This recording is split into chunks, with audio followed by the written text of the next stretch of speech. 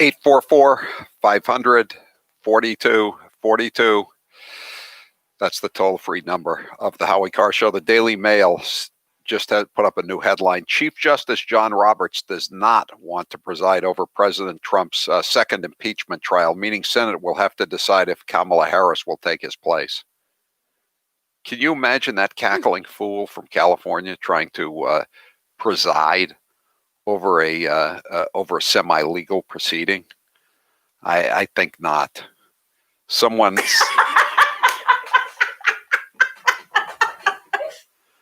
Oh my God. She laughs the loudest when it's her own joke. That's what I've noticed. Yeah. I've been guilty of that myself, though, so maybe I shouldn't judge. All right. Well, Grace is here with the news. Howie, can I start my news off today with a birthday wish for a legend in my industry? Who dat? Dolly Parton.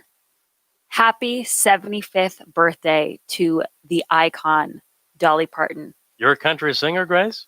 That's what I do. That's my side gig. Yes, I consider everyone, my nanny used to say everybody wants to be a singer deep down at the end of the day. And that is so true. Is she still working 9 to 5? Working now. Okay, I'm not going to sing it because that's what really gets people upset. But there's a lot of news today, Howie, and some really good news. I know that today could be considered a somber day, but I'm here to tell you, don't cry because it's over. Smile because it happened. And on brighter news, Tiffany Trump is engaged.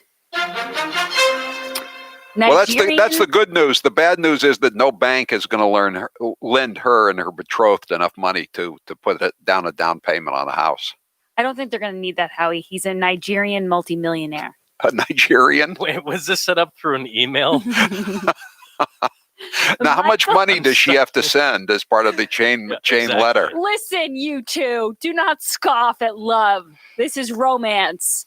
His name is Michael Boulos, and he proposed to Tiffany in the Rose Garden at the White House before presenting her with a massive diamond ring.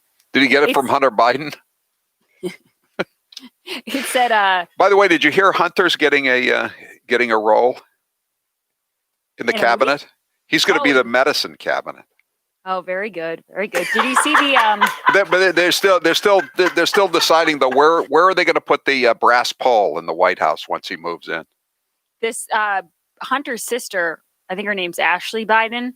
She gave an interview with Jenna Bush, and they were just talking about how mean the media is to Hunter. I think they were talking about you, Howie. Honestly, felt like it was directed at you. The meanest thing I've ever read about Hunter Biden was that puff piece in the New Yorker magazine. What about his art? No, about his 7 or 8 trips to the rehab center and being attacked by the barn owl out in the desert in Nevada, like Hunter Thompson back all those years ago. I don't think anything will compare to that article. And running into people in men's rooms in bars on the Sunset Strip who give him cocaine. I still think the best one was about his art and how he creates circles by blowing ink out of metal straws. Yeah. I thought that was so interesting. If I were Hunter Biden, I would never publicly use the word straw for obvious reasons. I know. You'd think, right? I wouldn't use the word diamond either. Or crack. A lot of words. If you're Hunter Biden, there are a lot of words you probably shouldn't. Howie, that could be a column. The words Hunter Biden should never use. It would be a long list. Back to the story really quickly. A source said that it's unclear whether Boulos asked President Trump for permission, but the fact that the proposal happened at the White House means it's highly likely he did. I don't think if someone's dad is the president of the United States, you don't ask for their blessing. Yeah, I think you do. Absolutely. And other news, speaking of the Bushes, Trump set to leave office with a higher approval rating than George W. Bush. I love President Trump. You know that. You do too, Grace. But that's not that difficult. Still, to leave with a higher rating than George W. Bush. One of the most, and I really almost recommend it because it kind of tells you where George Bush's administration was. If you're ever in Dallas, I was on the SMU campus when my daughter Charlotte went down there, and so I said, "Well, I'm on the campus. I'll go to the George W. Bush Museum." And I came out of there very depressed when I remembered how bad it was, It just reminded me of how unsuccessful his presidency was. But Howie, don't you know he's back in fashion again? He hates Trump. Right. That's all you need to be fashionable, Grace. You know that. Yeah, it actually It makes further up for than a that. host of sins. It actually goes further than that, Howie. It's not just that you have to hate Trump, but even if Trump doesn't like you, then you're also back in fashion. Like, you could be a terrorist, but if Trump hates you, you become an austere religious scholar. Right. It works both ways. Right. He can do wonders for people's reputations, is all I'm saying. But yeah, Trump is leaving the White House with a nearly 40% approval rating overall. Bush enjoyed just under 30% of Americans on his side at the same point in his presidency. You will remember, though, Howie, people, the Democrats hated George Bush. They thought he was like the worst. They thought he was the devil. Bush lied. People died. Yeah, Redefeat Bush. And now all they do is publish stories about how, he has such a cute friendship with Michelle Obama. It's funny how time heals all wounds. You know when I knew he was making a comeback? He was becoming a respected figure again. What's that word? What's that phrase? Strange new respect. He was getting strange new respect. After Trump's speech, he apparently turned to one of the other Democrats in the crowd and said, "Now that was some real weird bleep." Yeah, and then they all thought it was cute. And then I thought, wow, they're gonna lap that up with a spoon. Well, that's the thing, is that when Bush was president, they thought everything he said was a sign of how dumb he was. They ridiculed him for not being intelligent. And then, like you said, Howie, when he started making fun of Trump, suddenly he was this respected, voice of reason amongst the Republicans. It's also typical.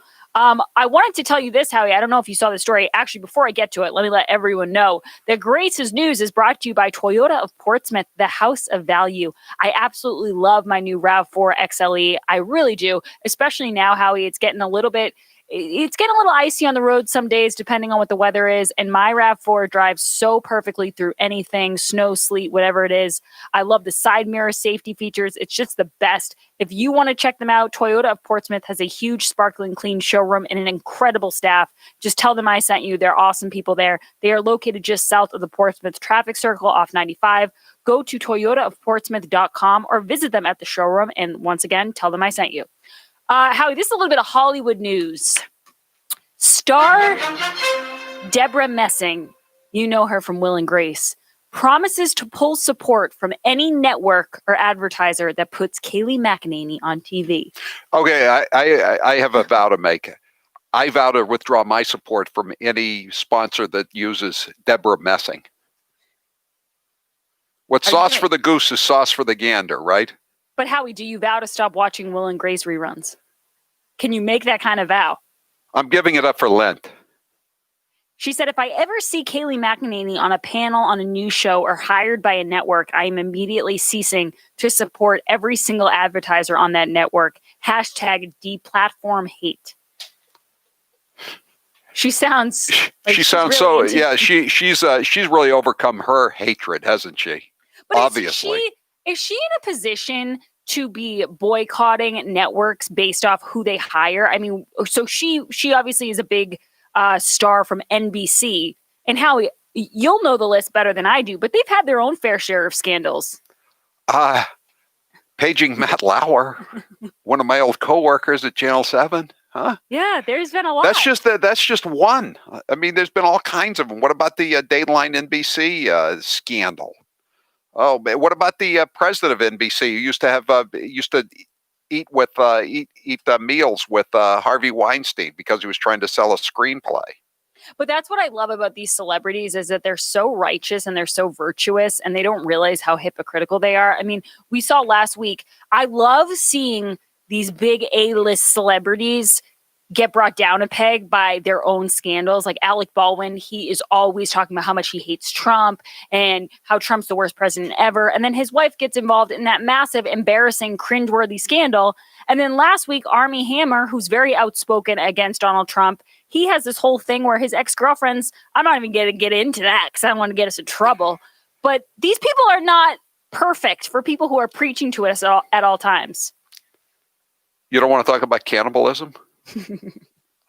What do you got against cannibalism? Just because you're a cannibal doesn't make you a bad person, Grace.